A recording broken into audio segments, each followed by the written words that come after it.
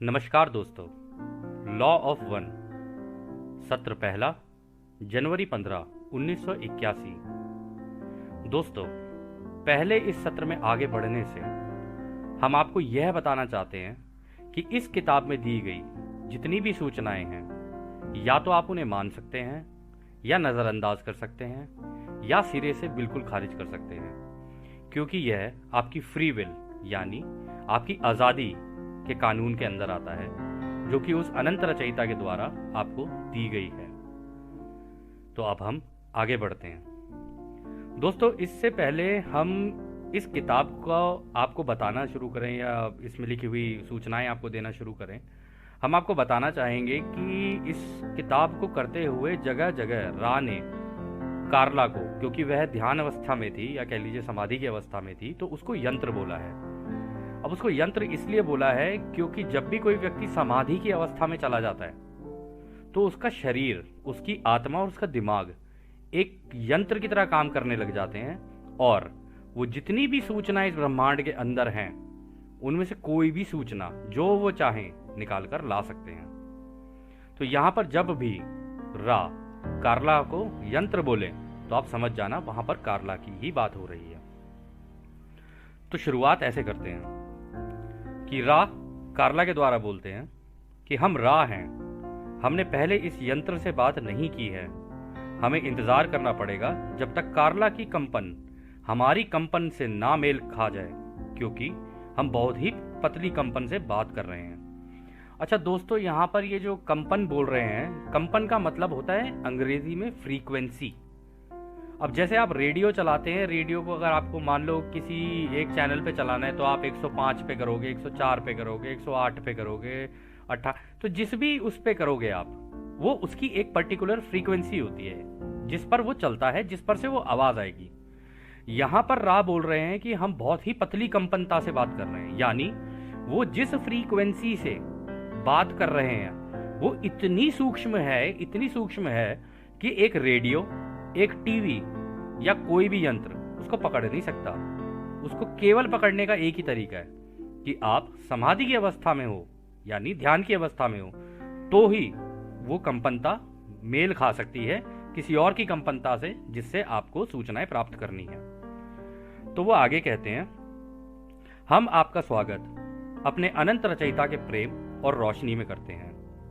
हमने आपके समूह को देखा है, हमने आपके समूह में बुलाया भी गया है, क्योंकि आपको विभिन्न अनुभव लेने हैं जो कि काफी भीषण ध्यान अवस्था में आकर की जाती है, ताकि आप अपने शरीर, दिमाग और आत्मा के मायाजाल को समझ सकें, जिसको आप सत्य की खोज कहते हैं। ये बातें जैसी थी वैसी ही हैं, बस हम इसे अलग तरीके से बता रहे हैं। हम एक ग्रहों के महासंघ से हैं जो अनंत रचयिता की सेवा में काम करता है और एक महत्वपूर्ण बात कहता है कि सभी चीजें, सभी जिंदगियां, सभी रचनाएं और संरचनाएं उस अनंत रचयिता के एक असली सोच का हिस्सा है।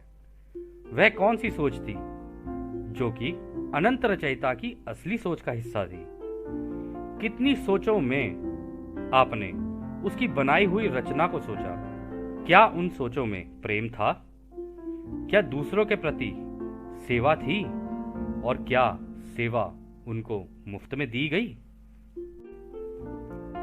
हमारे भाइयों, आप भौतिक ब्रह्मांड का हिस्सा नहीं हैं, आप उसकी सोच का हिस्सा हैं। आप एक ऐसे कमरे में नाच रहे हैं जहां कुछ भी, किसी भी पदार्थ या सामान या सामग्री का नहीं है। आप नाचती हुई सोच हैं दोस्त। आप अपना शरीर, अपना दिमाग और अपनी आत्मा को कुछ अजीब से रूप में घुमा रहे हैं, क्योंकि आपको अभी तक समझ नहीं आया है कि आप उस अनंत रचयिता की सोच का हिस्सा हैं। अब हम अपनी सोच की कंपनता को डॉन पर केंद्रित करते हैं। हमारा संपर्क डॉन से ठीक से नहीं बन पा रहा है क्योंकि उसका ध्यान रिकॉर्डिंग और अपने दिमाग में आ रहे सवालों पर केंद्रित है। अब हम अपनी कंपनता को दोबारा कार्ला की तरफ केंद्रित करते हैं। अब आप चाहें तो अपने सवाल हमसे पूछ सकते हैं।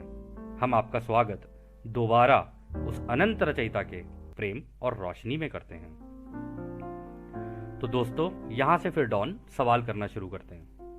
डॉन कहते हैं, हमें लगता है कि इस ग्रहों के महासंघ का कोई जरूरी उद्देश्य है। अगर यह सही है तो क्या हम जान सकते हैं कि वह उद्देश्य क्या है? तो रा कहते हैं, दोस्त, हमारी भी एक जगह है। हम ना तो प्रेम की घनत्वता के हैं और ना ही रोशनी की घनत्वता के हैं। हम वो हैं जो एक के ज्ञान की दुनिया में रहते हैं। हमारे यहाँ सभी विभाजन खत्म हो चुके हैं, सारी मुश्किलें आसान हो चुकी हैं, सारे विरोधाभासों का ज्ञान या उपाय है। हम सब एक हैं, यही हमारी प्रकृति है और यही हमारा उद्देश्य है। दोस्तों, यहां पर इन्होंने एक शब्द का इस्तेमाल किया, घनत्वता। घनत्वता किसको कहते हैं? घनत्वता कहते हैं कि जैसे आप अपने शरीर को छुएं तो वो कितना ठोस है, इससे उसकी घनत्वता का पता चलता है। और घनत्वता सोच की भी होती है कि आपकी सोच किस प्रकार की है। यदि आप टेबल देखें, कुर्सी देखें, कुछ भी देखें, दीवार देखें, जमीन देखें, कुछ भी देखें, हर चीज की घनत्वता अलग अलग है। और ये जो घनत्वता है, इसके पीछे का जो कारण है वो रा अभी हमें आगे बताएंगे। तो रा जिस घनत्वता में है वहां पर हमारे जैसे शरीर नहीं है। वहां पर इतने हल्के शरीर हैं इनके, प्योर रोशनी के बने हुए। मतलब ऐसी रोशनी जो अगर हमारी आंखों के सामने आ जाए तो हमारी आंखें चुंधिया जाएं या हमारी आंखों से आंसू बहने शुरू हो जाएं। ये ऐसी रोशनी के शरीर हैं इनके। तो वो यही बताना चाह रहे हैं कि हम ना तो प्रेम की घनत्वता के हैं और ना ही रोशनी की घनत्वता के। हालांकि ये बोल रहे हैं कि हम रोशनी की घनत्वता के नहीं हैं, लेकिन ये पूरा ज्ञान प्राप्त करने के बाद ना इनके शरीर इतने हल्के हो गए हैं ना कि आप अंदाजा नहीं लगा पाएंगे। खैर, जो भी है, आगे चलते हैं। तो रा कहते हैं, हम तुम्हारी धरती पर बहुत पुराने हैं और इस एक के ज्ञान को कई हद तक अपनी सेवा के रूप में दे चुके हैं, जिसमें हमने बताया था कि सब एक है। आप सब और आपकी प्रकृति भी एक है। हम आपकी धरती पर चल चुके हैं, हमने आपके चेहरे भी देखे हैं, परंतु ये हमारे ग्रहों के महासंघ के सारे लोगों ने अनुभव नहीं किया है। हमें पता चला है कि यह कारगर साबित नहीं हो पाया है। पहले भी जब भी हमने कोशिश की, यह कारगर साबित नहीं हुआ। हालांकि हम इसे अपना उत्तरदायित्व मानते हैं कि जो शक्तियां और समझदारी हमें इस एक के ज्ञान से मिली हैं, हम उनको आपसे आज भी साझा कर सकें। हम इसको आपके इस युग या साइकिल के अंत होने तक करते रहेंगे, और अगर इसमें ना कर पाए तो अगली में करेंगे। हम समय का हिस्सा नहीं है, इसलिए हम आपके किसी भी समय में आ सकते हैं। क्या ये जानकारी आपको हमारा उद्देश्य जानने के लिए काफी है, हमारे दोस्त, हमारे भाई? तो डॉन कहते हैं, जी हाँ, धन्यवाद। फिर अगला सवाल डॉन करते हैं, हमने ये रा नाम मिस्र की सभ्यता में सुना है, क्या आप उस रा से कोई संबंध रखते हैं? तो रा कहते हैं, हाँ मेरे भाई, वो रा हम ही हैं। तो डॉन कहते हैं, क्या आप बता सकते हैं कि मिस्र की सभ्यता में आपकी क्या भूमिका थी? तो रा कहते हैं, ये जो शब्द रा है, ये हमारी ही पहचान है। हम एक ऐसा समूह है जो दिमाग में ही एक दूसरे से बात कर सकते हैं, जिसको तुम टेलीपैथी बोलते हो। दोस्तों, टेलीपैथी एक ऐसा तरीका है जिसमें आपको मुंह से बोलने की कोई जरूरत नहीं है। आप दिमाग से दिमाग में बात कर सकते हो, मस्तिष्क से मस्तिष्क में। आपको किसी भी माध्यम की जरूरत नहीं है बीच में बात करने के लिए। आपने कभी कभी अपनी जिंदगियों में भी देखा होगा, और हंसी मजाक में हम कभी कभी एक दूसरे को बोल देते हैं, अरे वाह यार, तूने तो मेरे दिल की बात छीन ली। वो दिल की बात नहीं छीनी होती है, वो दिमाग में जो आपके बात आई होती है ना, वो बात सामने वाले के दिमाग में उसी वक्त फ्रीक्वेंसी मैच की, यानी कंपनता दोनों की मैच की, इसलिए सामने वाले को पता चल गया कि आप क्या सोच रहे हो। परंतु खैर, ज्यादातर देखा जाए तो हम लोग इसे नजरअंदाज करते हैं, पर क्या करें, बड़े बड़े ग्रहों में ऐसी छोटी छोटी बातें तो होती रहती है ना सेनोरिटा। कोई बात नहीं, आगे चलते। तो आगे रहा कहते हैं, हम सब की सोच एक ही है। हमने उस समय पर मिस्र की सभ्यता से संपर्क किया था। हमारी ही घनत्वता के दूसरे भाइयों ने तुम्हारे दक्षिणी अमेरिका के लोगों को भी संपर्क किया था, जिसको तुम अटलांटिस या खो गई या डूब गई सभ्यता भी बोलते हो। हमारा उद्देश्य वहां पर भी एक का ज्ञान देना ही था। दोस्तों, आपको शायद ये ना पता हो, लेकिन काफी समय पहले, अब ये कितना पुराना था कितना नहीं था, ये जो सूचना है ये आगे आगे आपको मिलती जाएगी। तो पहले के जमाने में एक सभ्यता हुआ करती थी जिसको बोलते थे अटलांटिस की सभ्यता। अगर आप इसको कभी चेक करेंगे तो इस सभ्यता के साथ कुछ ऐसा हुआ था कि रातों रात पूरी की पूरी सभ्यता ही मर गई थी, गायब, डूब ही गई पूरी नदी उसके अंदर, समुद्र के नीचे। अब उसका कारण क्या था, क्या हुआ उस समय पर, ये सारी जानकारियां आपको इसी किताब में प्राप्त होंगी। अगर आप बने रहे अंत तक तो आप देखेंगे कि कितना बड़ा ज्ञान का भंडार खुला है आपके सामने। खैर, आगे चलते हैं। तो रा कहते हैं, हम एक ऐसे व्यक्ति से मिले थे जिसने इस एक के ज्ञान को सुना और समझा भी, और ऐसे पद पर था कि उसने इस एक के ज्ञान को दूसरों को जागरूक भी किया। हालांकि उस जगह के और उस समय के धर्म रक्षकों ने और अन्य लोगों ने फटाफट हमारा संदेश खराब कर दिया। उसमें से हमारा प्रेम और उस अनंत रचयिता का प्रेम और हमारी सहानुभूति ही निकाल दी, जिससे कि पूरे ब्रह्मांड और प्रकृति की रचना हुई है। ये प्रेम ही रचना है, इसलिए इससे कोई भी बाहर नहीं है। जब हमें लगा कि अब कोई भी नहीं है जो इस एक के ज्ञान में रुचि रखता हो, तो हमने अपने आप को इस छल कपट वाली जगह से हटा लिया, क्योंकि हम उस रचयिता का काम करने आए थे और कोशिश की थी कि आपको उसके करीब ला सके। और जैसे ही हम हटे, दोबारा तुम्हारी दुनिया को छल कपट, झूठ, सही गलत और अन्य भ्रमित करने वाली बातों ने घेर लिया। हमारे भाई, क्या ये जानकारी काफी है या हम इस पर और कुछ कहें? तो डॉन कहते हैं, नहीं भाई, धन्यवाद। तो डॉन अगला सवाल करते हैं, परंतु वह सवाल रिकॉर्ड नहीं हो पाया था, तो इस किताब में पता नहीं चल पाए कि असलियत में वो सवाल है क्या। तो डॉन उसको लिख भी नहीं पाए, ना तो लिख पाए ना ही उसे रिकॉर्ड कर पाए, परंतु जवाब है। अब सवाल क्या हो सकता है ये आपके ऊपर छोड़ते हैं हम, आप भी सोच सकते हैं। तो रा कहते हैं, भाई ये सोच सको तो सोचना, ब्रह्मांड अनंत है। ये सत्य है या असत्य है वह जानकारी का विषय है, परंतु हम आपको आश्वासन देते हैं कि आपका, आपके अनुभवों का और आपकी समझ का कोई अंत नहीं है। इसी को आप सत्य की खोज कहते हो। जो अनंत है उसको कभी भी काफी नहीं कहा जा सकता, क्योंकि किसी भी चीज का काफी होना एक अंत दर्शाता है। अनंत को समझने के लिए उसका एक होना समझना जरूरी है, अन्यथा अनंत होने का तो कोई मतलब ही नहीं है। अनंत रचयिता में केवल एकता ही है हमारे भाई। तुमने इसके साधारण उदाहरण देखे हैं। यदि तुम सूर्य की रोशनी को संक्षेत्र, शीशा या प्रिज्म, जैसे कि दोस्तों आपने कभी स्कूल के अंदर भी देखा होगा, प्रिज्म होता था, उसमें से हम रोशनी निकालते थे, उसमें से रोशनी 7 रंगों में बट जाती थी। और इसको आप इंद्रधनुष में भी देखते होंगे, जब इंद्रधनुष निकलता है तो 7 रंगों में निकलता है। तो यहां पर उसी की बात हो रही है। तो वो कहते हैं, यदि तुम सूर्य की रोशनी को संक्षेत्र, शीशा या प्रिज्म से निकालोगे तो वो 7 रंगों में बट जाती है, परंतु रोशनी तो एक ही है ना।